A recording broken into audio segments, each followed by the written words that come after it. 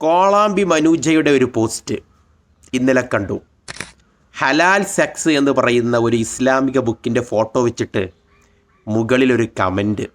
ഓ യാ അല്ലാ, അപ്പോൾ ഇസ്ലാം സെക്സിനെ പ്രോത്സാഹിപ്പിക്കുന്നു എന്നൊക്കെ കളിയാക്കിയിട്ടുള്ള ഒരു ട്രോളാണ് മൂപ്പരുത്തിയാൾ ഉദ്ദേശിക്കുന്നത്. ഈ കോളാമ്പി പേജിൻ്റെ ഡയറക്ടർ ആരാണ്? നമ്മളെ മനൂജ ചേച്ചി. എസൻസ് എന്ന് പറയുന്ന കേരളത്തിലെ നാസ്തിക സംഘടനയുടെ ഒരു ഉന്നത സ്ഥാനത്ത് നിൽക്കുന്ന വ്യക്തി.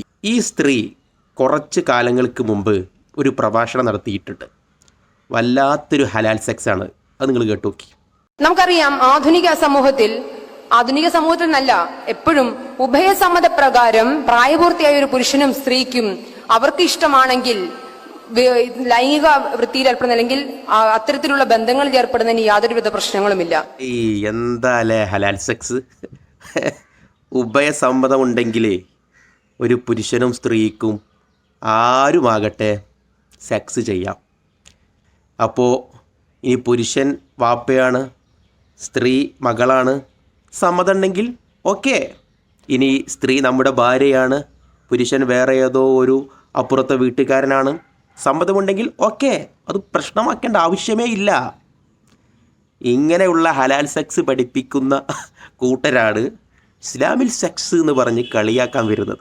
പിന്നെ സമ്മതമുണ്ടെങ്കിൽ സ്ത്രീയും പുരുഷനും മാത്രമല്ല, ഇനി സ്ത്രീക്ക് സ്ത്രീയുമാകാം, പുരുഷന് പുരുഷനാകാം, ഇനി പുരുഷന് സ്ത്രീയും പുരുഷനും രണ്ടും കൂടിയാകാം. അങ്ങനെ LGBTQ+, അവിടുന്ന് എന്തൊക്കെയോ വരുന്നോ എല്ലാമാകാം എന്ന് പറയുന്ന ആളുകളാണ് ഇസ്ലാമിലെ ഹലാൽ സെക്സ് എന്ന് പറഞ്ഞിട്ട് കളിയാക്കാൻ നിൽക്കുന്നത്.